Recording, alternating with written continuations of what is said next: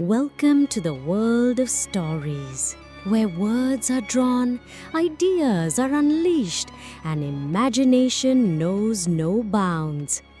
I am Scheherazade, and I will be your companion on unparalleled journeys, where we search for meaning, laugh, reflect, and perhaps discover something about ourselves without realizing it. In each episode, a new door opens, a door to a story, a secret, or a small moment that changes everything. Are you ready? Let the story begin. Title of the story: The Secret of the Lost City. On a quiet autumn evening, four friends gathered in Sami's attic, where they spent their time telling stories and sharing dreams. Sami, the smart boy with the round glasses, loved solving puzzles and searching for hidden secrets. Layla, on the other hand, was brave and fearless, always seeking new adventures. Yusuf, the thin, shaggy-haired boy, loved old books and maps, spending hours reading myths and stories. Finally, Hind, the dreamy girl who sees the world with the brush of an artist, capturing the smallest details and drawing them in her blue notebook. That night, as they were arranging some old boxes, Hind suddenly shouted, "Look,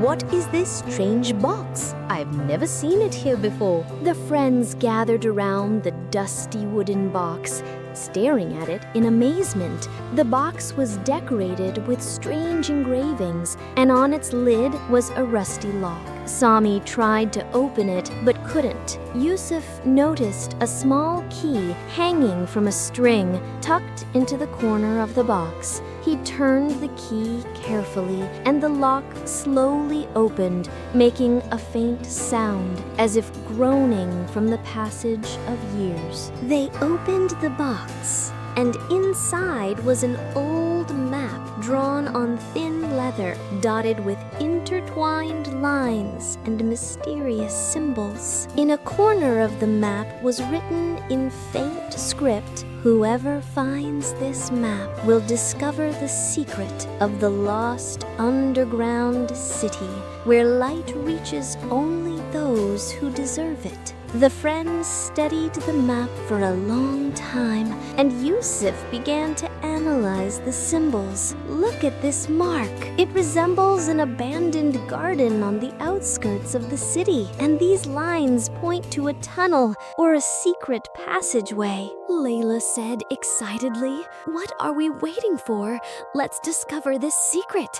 Maybe we'll find a great treasure or a legendary city." Hind laughed and said, "Or maybe we'll meet strange creatures no one has ever seen before." The friends agreed to begin their adventure the next morning. They spent the night packing their bags, flashlights, ropes, food and water, Hind's notebook and pens, and a magnifying glass that Yusuf had brought. With the first rays of dawn, the friends set off toward the deserted garden. The place was eerie, with tree branches dangling like arms searching for something lost. In the center of the garden stood a huge stone statue of a lion, covered in moss and grass. Sami inspected the statue. "There's an inscription here, but the moss is covering it. Hind, do you have a small brush?" Hind took a paintbrush from her bag and began gently removing the moss. An inscription appeared that read, "Whoever wants to enter, let them look for the heart in the eyes of the lion."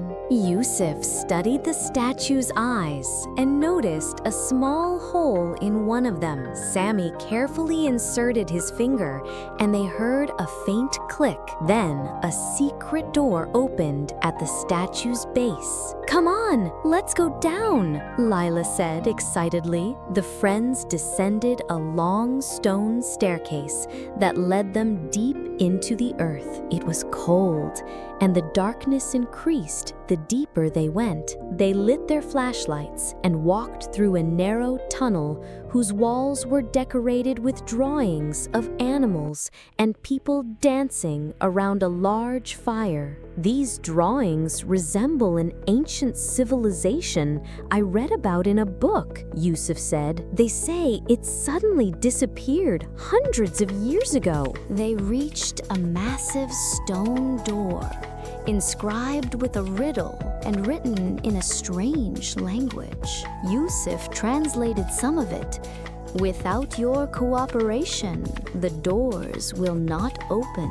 Put your hands together and repeat, "We are one." They hesitated for a moment, then clasped their hands and repeated the phrase. Suddenly, the door opened slowly and a blast of cold air rushed towards them. The friends entered a spacious hall illuminated by glowing blue stones. In the center of the hall was a deep pool of water with carvings of strange animals on its walls. They approached the pool, and suddenly a giant turtle appeared, speaking in a calm voice. "Welcome, you who have come in search of the lost city. You will not reach it unless you pass 3 tests: intelligence, courage, and a pure heart." Sami said, "We're ready. What's the first test?" The turtle pointed to a table with stones of various colors and shapes. Arrange these stones according to the sequence shown on the walls. If you make a mistake, the doors will close and you won't be able to leave. The friends began examining the inscriptions and discovered that each stone had a symbol that was repeated in the drawings. They all worked together.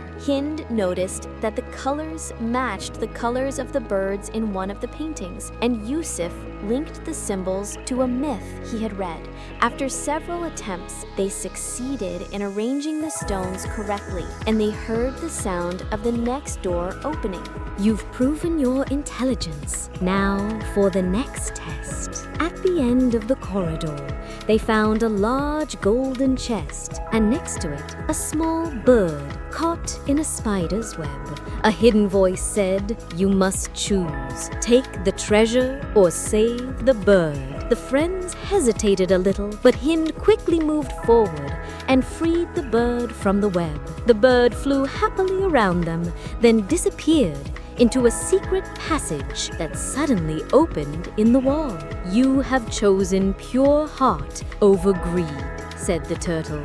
"Now you may enter the lost city." The friends entered through the secret passageway and found themselves standing before a vast underground city.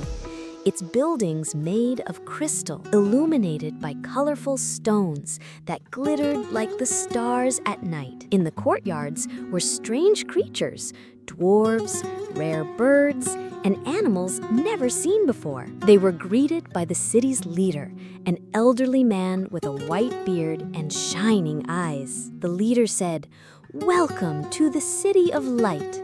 This city has only been revealed to those who deserve it, because its inhabitants believe that cooperation and tolerance are the secret to life.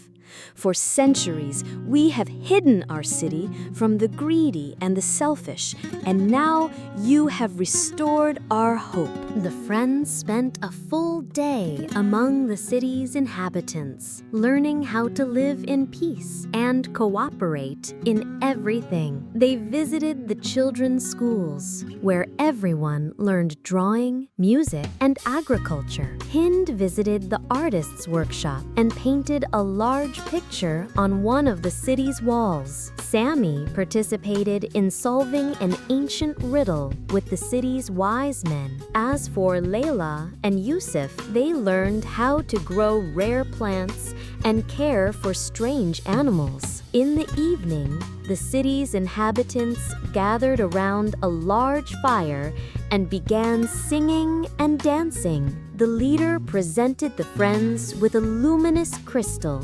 saying, "This crystal carries the light of our city. Carry it with you and spread light in your hearts and the hearts of those around you." The friends bid farewell to the city's inhabitants and returned through the paths to the surface. When they emerged from the deserted garden, dawn was beginning to break. They felt that something had changed inside them, that they were no longer the same. They gathered with their families and friends and recounted their amazing adventure. Sami said, "We learned that the secret of the lost city lies not in the treasure or the secrets, but in the power of friendship, tolerance, and cooperation." Layla said, "Courage isn't in facing danger alone, but in helping each other." Yusuf said, "True knowledge is in learning from others and sharing what we know." Hind said,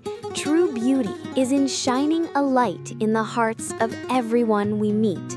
Since that day, the four friends have become role models in their city, spreading love and tolerance and teaching everyone that cooperation is the greatest treasure a person can find. And so our story ends. But stories never end.